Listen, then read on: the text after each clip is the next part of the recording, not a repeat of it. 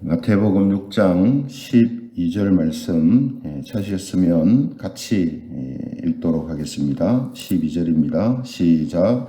우리가 우리에게 죄 지은 자를 사하여 준 것 같이 우리 죄를 사하여 주시옵고. 아멘. 오늘은 이 죄 사함을 구하는 기도, 죄 사함을 구하는 기도, 이런 제목을 가지고 하나님 말씀을 전하겠습니다. 본문 말씀은 예수님께서 죄 사함을 구하는 기도에 대해서 가르쳐 주시는 내용인데요. 주변에서 보면 이 죄 사함을 구하는 기도에 대한 이 예수님의 말씀을 잘못 이해하고 있는 이단적인 사람들에 대한 이야기를 종종 듣게 됩니다.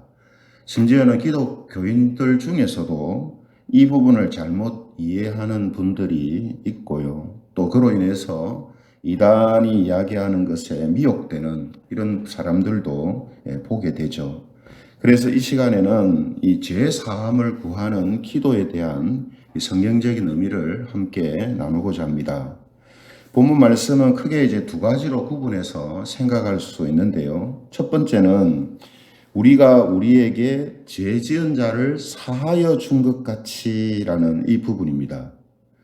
이 표현을 곡해하는 사람들은 이 말씀을 어떻게 오해하는가 하면 우리가 죄 지은 자를 용서해 준 것으로 인해서 우리 죄를 용서해 달라 하는 조건부의 기도라고 생각을 한다는 거예요. 내가 다른 사람을 용서해 주었기 때문에 그 조건으로 나의 죄도 하나님 용서해 주세요라는 기도라고 그렇게 오해를 한다는 것입니다. 그러나 이런 이해는 오해고 잘못된 틀린 해석이 되는 거죠. 왜냐하면 우리가 죄를 사함받는 근거는 우리의 행위가 아니기 때문입니다. 내가 용서해 주는 행위로 인해서 내 죄가 용서되어지는 그런 방법은 성경에서 이야기하고 있지 않거든요. 그래서 하나님께서 성경을 통해 일관되게 말씀하시는 진리가 뭐냐 하면 사람이 하나님께 죄를 용서받을 수 있는 유일한 방법은 오직 예수 그리스도의 십자가의 대속을 믿는 믿음으로만 된다라는 것입니다. 그렇죠? 또 성경에는 우리가 다른 사람의 잘못을 용서해 주었기 때문에 우리의 동일한 죄도 용서해 준다라는 이런 개념은 없습니다.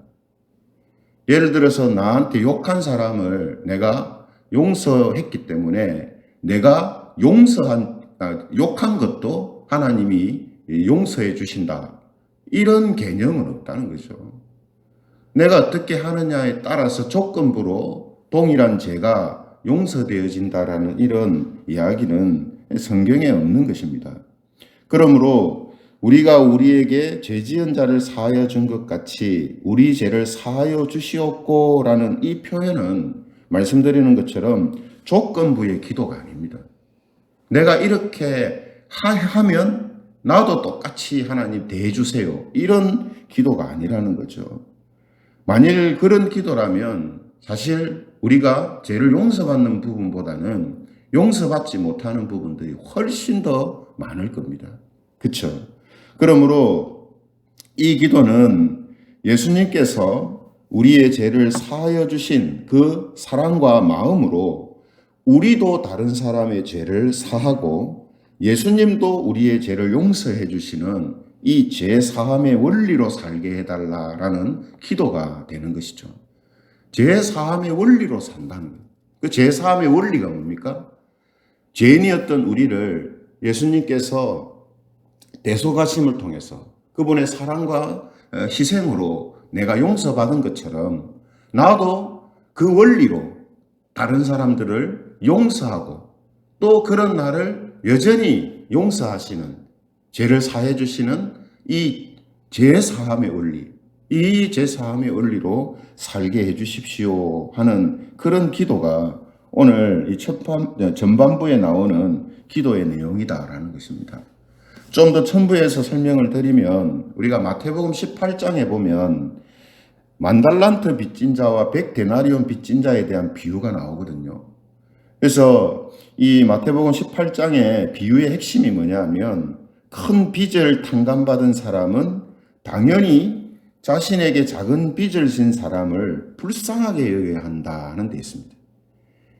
그러니까 자기가 빚을 탕감받기 위해서는 나한테 빚진 사람 탕감해 주어야 된다. 예? 내가 다른 사람들을 불쌍하게 여기고 나한테 빚진 사람들을 긍휼히 여겨야 하나님도 나를 긍휼히 여긴다. 이런 이야기를 하는 게 아니죠.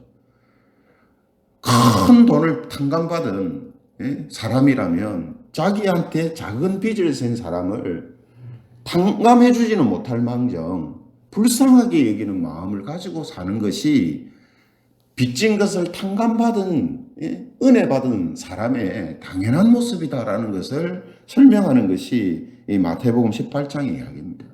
근데 만약 이걸 반대로 오늘 이 예수님의 기도를 이해하는 것처럼 그렇게 만약에 해석한다면 어떤 이야기가 되겠습니까? 그 비유를 이렇게 잘못 해석하는 거죠. 내가 나한테 빚진 사람 불쌍하게 여겨서 탕감을 해줘야 하나님도 그걸 보고 네가 참 저 사람한테 참 잘했구나. 그래서 나도 네 큰 빚을 내가 탕감해 주겠다. 이런 식으로 해석을 하게 된단 말이죠. 그러면 우리의 죄가 용서되어지고 우리의 모든 것이 탕감되어지는 것이 다 누구한테 달려있는 거예요? 내한테 달려있는 거죠. 내가 그렇게 하느냐 안 하느냐에 따라서 죄가 용서되냐 안 되냐, 더 탕감을 받느냐 안 받느냐, 이게 이제 달려있으니까. 그렇죠? 그러므로 이 비유도 오늘 우리가 살펴보고 있는 이 죄 사함을 받는 기도 속에 들어가 있는 의미와 같은 것이 이제 되는 것입니다.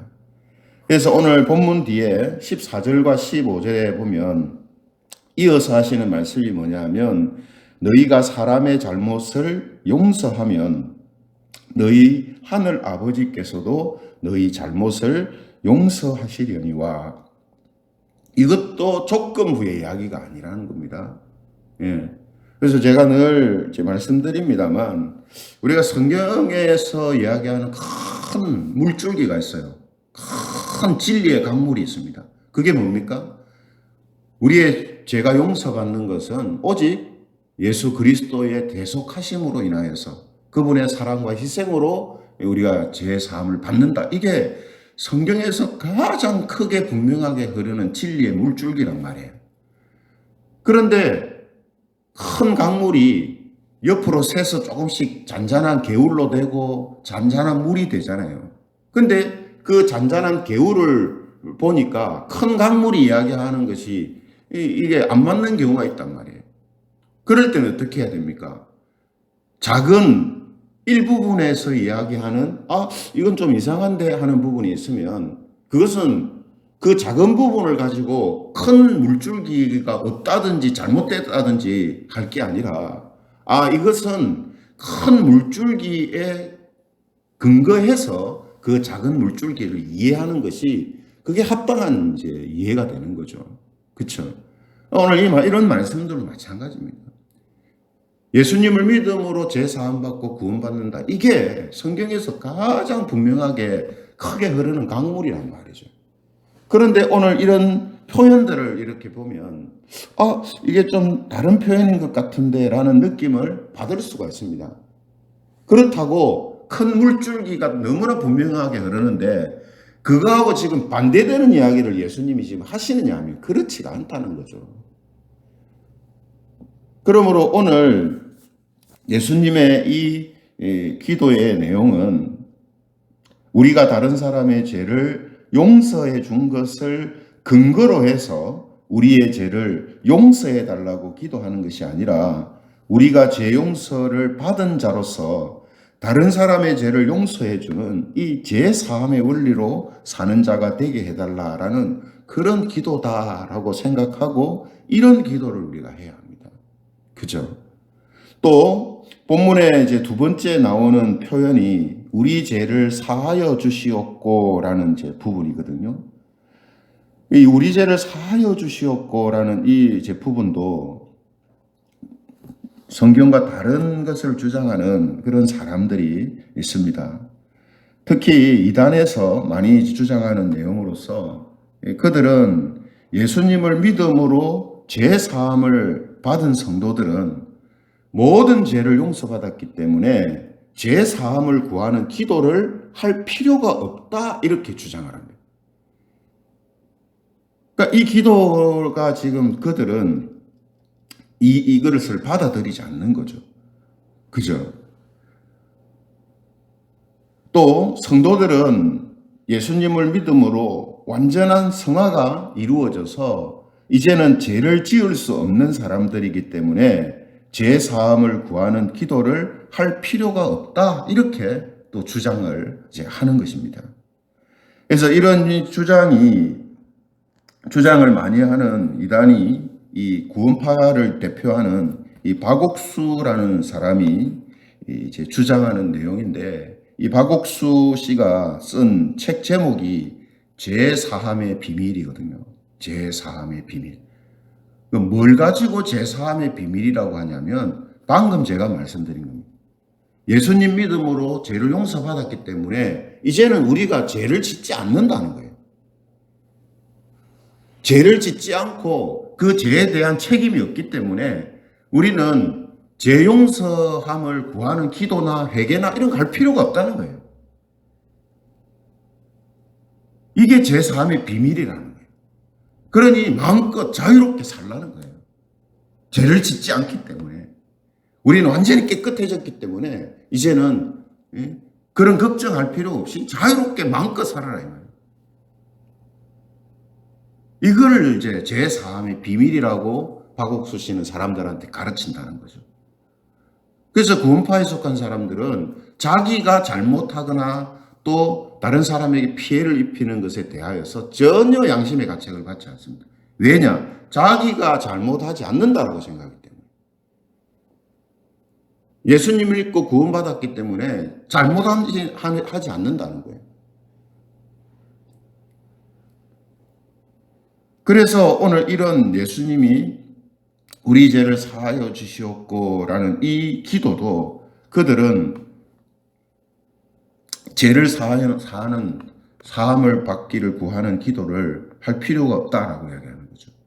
그럼 이 구절 같은 경우는 어떻게 그들은 해석하느냐 하면 예수님의 이름으로 기도합니다라는 말이 없기 때문에 이 가르침은 그 당시에 아직까지 구원을 받지 못한, 죄 사함을 받지 못한 사람들한테 국한되는 내용이다라고 해석을 합니다. 구원받은 사람들, 구원받은 성도들한테 하라는 기도가 아니라 아직 구원받지 못한 사람들한테 하라고 예수님이 가르쳐 주신 기도다. 이렇게 해석을 해버려요. 그렇게 해석하면 예수님의 주기도문은 지금 예수님 믿고 구원받은 성도들한테는 아무 상관없는, 몰라도 되는 그런 기도가 되는 거죠. 아니, 이것만 아니죠. 이미 예수님을 믿고 죄 사함을 받아서 그들이 말하는 그 비밀을 알았다면 이제 어떻게 사느냐에 대해서는 더 이상 배울 필요도 없고 고민할 필요도 없고 알 필요도 없는 거예요. 왜냐? 죄 안 지으니까. 안 짓는 존재가 됐으니까 마음대로 그냥 살면 되는 거죠. 이런 이 잘못된 이런 가르침이 이제 이단들에게서 나오는 거예요. 그래서 이단에 빠지는 사람들은 처음에는 이게 엄청 자유를 주어요. 그동안 뭐 교회 뭐 이렇게 해야 된다, 저렇게 해야 된다, 신앙생활하는 사람들은 믿음의 삶을 살아야 된다, 이런데 막 좀 어떻게 뭐 부정적으로 표현하면 억압돼 있다가 그건 잘못된 거다, 죄 사함의 비밀은 이런 거다, 우리가 예수님 믿음으로 이제는 더 이상 죄 짓지 않는다, 그러니 회개할 필요도 없고 양심의 가책을 받을 필요도 없고 고민할 필요도 없다, 자유롭게 살아라, 이러니까 처음에는 엄청 그게 자기한테는 자유를 주는 것처럼 느껴진단 말이에요. 근데 그렇게 그 사람들과 같이 살다 보면, 신앙생활을 하다 보면 이제 새로운 고민이 생기는 거예요. 새로운 고민, 불안해지는 거죠. 이래도 되는가? 왜냐? 우리 속에는 양심이라는 게 움직이고 있기 때문에. 그죠? 믿음이 없으면 양심으로 심판받는다잖아요. 그러니까 양심이 자기가 잘못하고 죄를 짓는 것에 대해서 옹호하지 않는다는 말이에요. 그러지 이 사람들이 갈등을 느끼게 되는 거예요. 물론 그런 갈등도 느끼지 않고 이단에 그냥 푹 빠져 있는 사람들도 있죠. 그러므로 오늘 예수님께서 우리의 죄를 사하여 주시옵고라고 하는 이 기도는 당연히 우리가 해야 하는 기도로, 성도들이 해야 하는 기도로 예수님이 가르쳐 주고 계시는 내용이다라는 겁니다. 그렇죠? 이런 의미에서 요한복음 13장에 보면 예수님께서 제자들의 발을 씻겨 주실 때에 이런 대화를 하는 것을 우리가 보게 됩니다. 요한복음 13장 10절 말씀에 보면요, 예수님이 제자들의 발을 씻겨줄 때 베드로 사도가 자기는 발뿐만 아니라 손과 머리도 씻어주십시오 이렇게 예수님한테 부탁을 하거든요.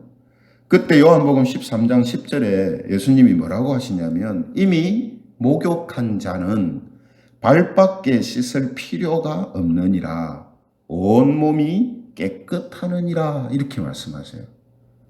이 말씀은 어떤 의미겠습니까? 우리가 몸은 깨끗하게 목욕하고 씻었어도 목욕하고 씻었기 때문에 내일 모레 그 다음 날까지도 발도 안 씻고 살지 않잖아요. 발은 더러워지기 때문에, 세균이 묻기 때문에 발을 씻는단 말이죠. 오늘 목욕했는데 내일 목욕하고, 내일 목욕했는데 또 목욕하고, 그렇게는 안 하지만 발은 씻듯이 우리가 예수님을 믿음으로 모든 죄에서 사함을 받았지만 부분적으로 죄로 인한 오염이 계속해서 생긴다는 거죠. 맞잖아요. 저와 여러분들도 경험하는 거잖아요. 때때로 잘못하고 후회하고 이런 모습들이 우리한테 있잖아요. 그럼 그런 부분 어떻게 하느냐? 그냥 놔두느냐? 그런 부분들을 용서해 달라고, 이런 죄를 우리가 반복하지 않도록 해달라고 기도해야 된다는 거죠. 그러므로 이 말씀도 구원받은 성도들이라도 자기의 죄를 자백하고 기도해야 할 내용이 있다라는 것을 지금 말씀하는 거죠. 또 요한 1서 1장 9절에 보면 요한 사도가 이런 이야기를 합니다. 요한 1서 1장 9절에 보면, 만일 우리가 우리 죄를 자백하면 그는 미쁘시고 의로우사 우리 죄를 사하시며 우리를 모든 불의에서 깨끗하게 하실 것이요. 우리 죄를 어떻게 한다 했습니까? 자백하면. 하나님, 내가 이런 잘못을 했습니다. 하나님 용서해 주시고 이러한 죄의 지배를 받지 않게 해 주십시오 하면 그 불의에서 예수님께서 깨끗하게 해 주실 거다 하는 말씀이죠. 그죠? 이 말씀 역시 비신자들한테 하는 말씀이 아니죠. 구원받기 전의 사람들한테 하는 말이 아니라 구원받은 성도들한테 하는 이야기입니다. 네. 그러므로 신자들도 자신의 죄를 자백하고 기도해야 할 필요가 있다라는 그런 의미가 이 속에 들어가 있다라는 겁니다. 그러므로 성도 여러분, 예수님이 우리의 죄를 사하여 주신 것처럼 다른 사람의 죄를 용서하는 이런 죄 사함의 원리로 살기를 기도하시고, 또 그런 기도의 원리로, 죄 사함의 원리로 살아가는 그런 성도들이 되시기를 바랍니다. 또 예수님을 믿음으로 우리가 모든 죄를 용서받았지만 부분적으로 잘못하는 것에 대해서 인정하고 용서를 구하며 회개하며 사는 그런 성도님들이 되시기를 바랍니다. 오늘 예수님이 가르쳐 주신 이 한 줄의 이 기도가 바로 그런 중요한 의미를 담고 있다라는 이 사실을 기억하면서 우리가 항상 하나님 앞에 성결한 모습으로 살아가기를 바라고 또 기도하며 살아가는 그런 저와 여러분들이 되시기를 주님의 이름으로 축원합니다. 말씀 생각하시면서 우리 같이 기도드리면 좋겠습니다. 오늘 이 죄 사함을 구하는 기도가 필요가 없다 하는 이런 주장들은 잘못된 것이다라는 것을 우리가 생각하면서 우리가 죄 용서받는 것이 조건부가 아니라 하나님의 전적인 은혜요. 그 은혜를 받은 자로서 죄 사함의 이 원리 가운데 다른 사람의 죄도 용서해주는 그런 모습으로 살아가는 그런 성도들이 되게 해달라고 우리 함께 기도드리겠습니다. 하나님, 오늘도 주신 말씀을